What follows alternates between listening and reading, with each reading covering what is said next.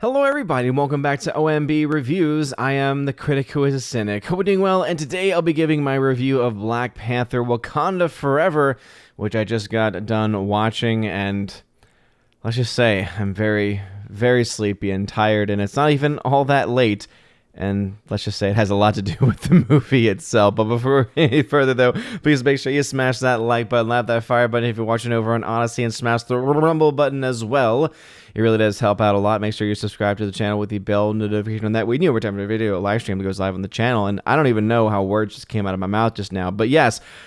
Oh, Black Panther Wakanda Forever. It is finally out. It is 2 hours and 30 minutes of the actual movie long. It's about maybe 2 hours 40 when you add in the credits and stuff like that, but still 2 hours and 30 minutes of a movie, and let's just say, it feels like a 2 hour and 30 minute movie. One of the biggest issues that this film has right off the bat is its pacing. Everything is just done incredibly slow.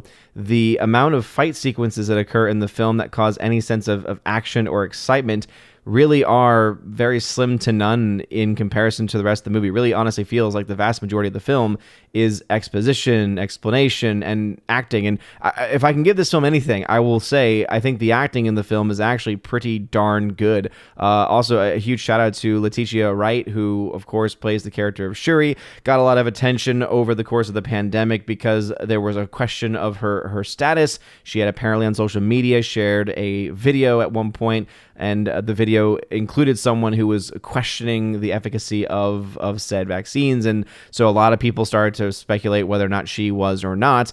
And what I really like is that they are continuing to ask her about this very question, and she is continuing to avoid the answer. And so even though obviously I would much rather her just be open and honest and just shut it down in their faces, it is also still nice that she isn't really playing ball. She's like, no, screw you. I'm not going to answer those stupid questions because it doesn't matter. Whether I am or not doesn't matter. All that matters is the actual film itself. And I have to give, again, some credit to that. I would like, obviously, if she was being much more, I think, upfront, especially if she's someone that has some thoughts and criticisms. But with all that being said, I will say it is definitely far superior to someone who is just going off, like we see in typical Hollywood, where everyone is just praising everything that the pharmaceutical industry does. The fact that she's not doing that, and in fact that she's basically throwing it back into many of these so-called news media organizations' faces, just to say, basically shut up, leave me alone, and let me do my job, which is acting,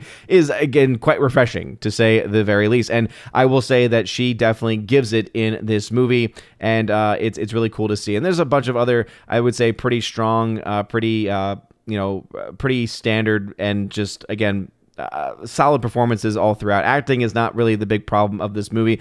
The biggest problem of the film is the pacing, which means it ultimately comes down to the writing, and it ultimately comes down just to, again, it just being kind of this just giant mess of a movie. Obviously, they're dealing with the death of Chadwick Boseman. There are a couple of moments that I think that they do pay very nice tribute to Chadwick Boseman, but then you also have the rest of the 2 hours and 20 plus minutes of the movie, which doesn't pay tribute to Chadwick Boseman. And even the moments that do feel very forced. It feels like, oh, they kind of had to do this. They kind of had to put these moments in there, and it's almost as if they were trying to, obviously bait the audience in to say, oh, well, you need to leave the theater thinking positive thoughts and saying, oh, you need to go see it just for the stuff that is being praiseworthy of Chadwick Boseman. The issue is that it's a 2 hour and 30 minute movie. If they had actually done about a 90 minutes or 45, 1 hour 45 minute movie, and they had those same length of time references to and paying honors and paying homage to Chadwick Boseman, I think it actually would have ended up being much more effective. But because they decided to weigh the story down with everything that is, of course, happening within the kingdom of Wakanda, in addition to the introduction of this brand new universe as well, where they are introducing the character of Namor and the whole concept of the development of his character and how his people came to be and how he came to be as well, honestly, it came across as so convoluted. And I'm not I'm not a comics expert, but just having heard so many people say that this really isn't Namor based off of what many people who love the comics, who love the again just the traditional comics that used to be focused more on story than on politics. Everything that I've heard about it is that this just everything about this character that they had seen was just not that character, and it definitely seems that they are taking a lot of let's say a lot of creative freedoms with the development of that character, and I guess they're also taking some freedoms, I guess, with the actual people and the development of the people as well. I don't know. I just, for me, it was very hard for me to grasp, even in a comic book world, right? Even in a fantastical world like this, for a character to, for the people of this that he's coming from to basically move into the water and breathing in the water, but then because he was a special case scenario, he was able to grow wings on his ankles and therefore live on both the land and not. It's like that just did not make any sense to me whatsoever. And again, you're saying, might be saying, oh, well, you're talking about people who are living underwater and breathing underwater, so what do you mean you don't believe? It's like, yeah, but at the very least, that's consistent, right? They all take this one herb, and now they're able to live under the water and breathe under the water. But now this guy, because of just some shenanigans, just because, again, plot convenience and plot device, they're able to be like, oh, yeah, by the way, because he's this in-between worlds kind of person, yeah, not only can he live on land, but to add even something more, he has wings on his ankles. Again, based on how they presented it in the movie, I don't know if it's presented better in the comics or not. I just found that really stupid. I just found that to be really, really stupid. So again, that entire character, you just didn't really care all about it. Not to mention, you have the kind of the basics, the basis of how he became evil ultimately comes down to colonialism, right? It all starts with saying, oh yeah, we all got basically his tribe got smallpox. It's like, okay, great, talk about Europeans bringing in illnesses. Okay, we get it. And then at one point he returns to the land and finds out that essentially, and they make it very clear, they don't really try to hide it, that it's a Christian settlement that has enslaved the people of the land, which again I thought was quite that they were like trying to portray it not just as European slave trade, but even more so like, oh yeah, and there's this at least this Christian monk looking dude as well, and calling him a demon and a devil and all this other stuff, and it's, wait, what? This just is silly. The story is just, as I said, a hot mess. And if my explanation of it seems like a hot mess, I hope that kind of gets the point across that the actual screenplay for this movie is just really not very good. So Ryan Coogler and Joe Robert Cole. Ryan Coogler has done some other things before that I thought were that were pretty good, but ultimately I think that this film ultimately just falls apart, just becomes a giant boring mess. It's an over-bloated, typical Marvel movie at this point. It's just, again, those things that tend to be by the numbers. Do I think it's going to still do well financially? I do. I think it's going to do well. It needs to make $625 million worldwide to break even, because the production budget, we can now say, is $250 million, which, again, it's insane that any company is spending that amount of money on these movies when the movies just don't even really look all that great. There were several sequences in the film where the CGI looked like complete trash. I will give some kudos to them. Any of the actors or any of the stunt people that did any of the underwater stunts, kudos to them, because there are actual real underwater sequences in this. So if this had any leg up over the water work that was done in DC's Aquaman, they at least had a little bit more of actual underwater sequences instead of like just the really bad looking, clearly CGI fake underwater sequences that were in the Aquaman movie. So they have that, but they also do still have their fair share of some really bad sequences as well. So overall, I would say that the acting is good in the film. I think the acting is solid, but what weighs the film down ultimately is just a really boring story, over-bloated, and just, again, a runtime that does not merit that runtime. Right? There's some movies that are long and they're really, really good and they have you compelled. This movie made me fall asleep 45 minutes in. I then had to wake myself back up, go grab some popcorn, and then have to go back to watching it again. It's like, and then pick up where I left off. And so it just was honestly something that I think is going to be a problem going forward with the MCU, because you can only go so far with this, right? I think that the death of Chadwick Boseman is going to push a lot of people to this movie. I think that the people who love the first film are probably going to be able to find some enjoyment in this one, but I think that you might actually find yourself with a group of people who like the first one, but simply because of the fact this film is so long and boring, it might actually turn some people away, especially with Chadwick Boseman being gone. Now, of course, Chadwick Boseman might be gone, but as is clear in the poster and in all the marketing materials, the Black Panther is not, and it's no real surprise who the new Black Panther ends up being, and there is a mid-credit scene that happens in the movie as well, which is much more to pay homage in certain respects to Chadwick Boseman to a certain extent, but it also is something that apparently, as I kind of read up on it as well, that it actually deviates from the comics also. And so, again, it's a bit of a nothing burger, really, honestly. So I would say if you want to support people like Letitia Wright, who is starring in the movie, because of the fact that she's just not saying anything really about the whole vax thing, hey, I would say that's worth watching, or rather, we're supporting her for, I guess. But I don't really think anyone's going to want to sit through this. It was painful to sit through. It was boring as all get out. I wanted to fall asleep several times, fell asleep actually once.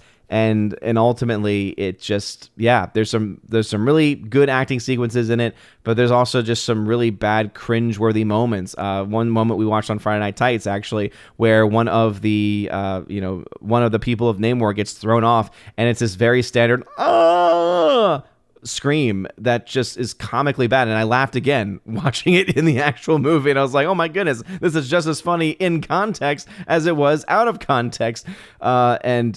Anyway, that's going to be my thoughts. If I had to give this film a grade, I'm going to be honest, I think that this film is going to be very much a forgettable movie for a lot of people.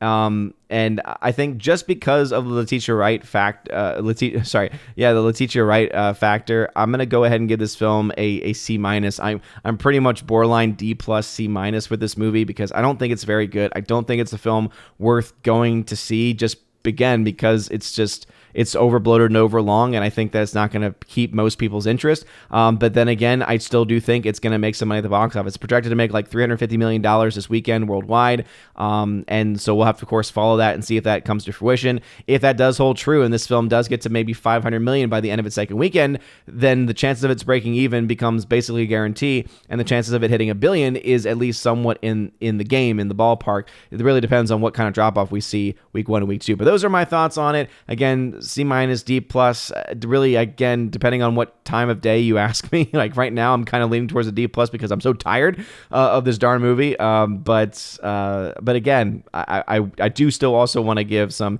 and this is where the subjective element comes in as well, wanting to give some support to Letitia Wright. The film itself, though, is really just a C-, D+ level movie too, and it just, again, not really, I think, worth going to see and spending the time on. But what are y'all's thoughts about it? Have you seen Black Panther: Wakanda Forever? Have you planned to go see it? Let me know in the comment section down below. Were you as bored as I was?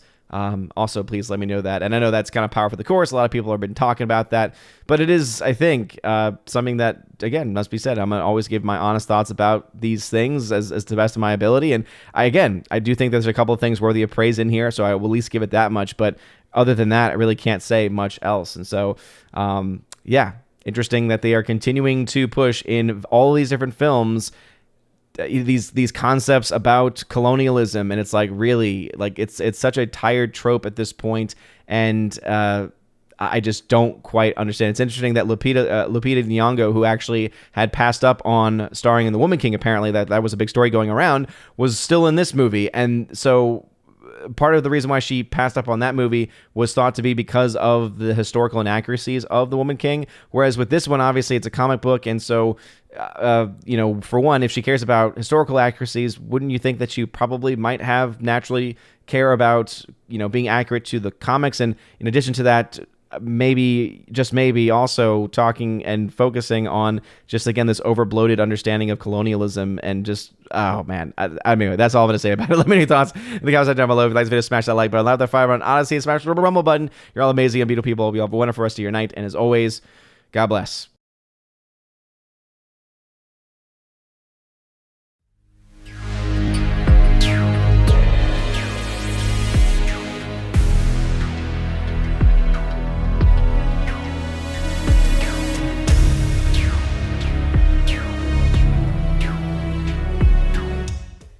now for a huge special shout out to all of my November Patreon Subscribe Star and Locals members at the Keeper of the Bifrost level and above. Starting off with Patreon with Father Luca Illich.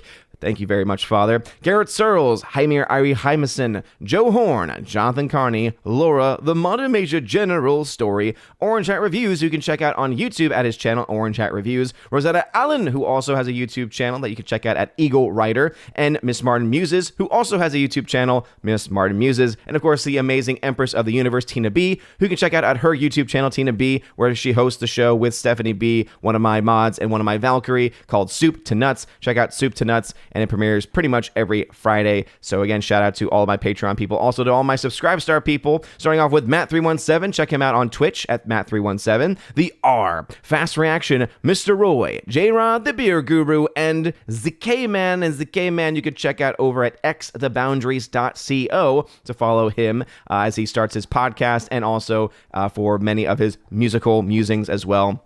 Check him out. Very, very talented guy. And then lastly, my locals peeps. We got Miss Minnesota Hockey Fan, How About a Hockey Player, UAB Mad Dog, Mike Jackson for the win, J.H. Schwalbach, Brett D90, and the amazing lawyer, Robert Barnes. Thank you all so very much for supporting me. And if you want your name shouted out at the end of every live stream and video, go ahead and check out the top link in the video description below where you get access to that. Also, you get access to special things like giveaways and also exclusive podcasts that I do with John the Flickinger and other guests throughout the month of November and in the previous and the months to follow as well. And again, if any of that sounds interesting to you, especially the 4K giveaways, Steelbook giveaways, some of them that I have to give away this month are films like Starship Troopers on 4K Steelbook, Top Gun Maverick on 4K Steelbook, amongst many others. If that sounds interesting to you, check out the link and follow the instructions down below. Anyway, you guys are all amazing and beautiful people. Hope you all have a wonderful rest of your day. And as always, God bless.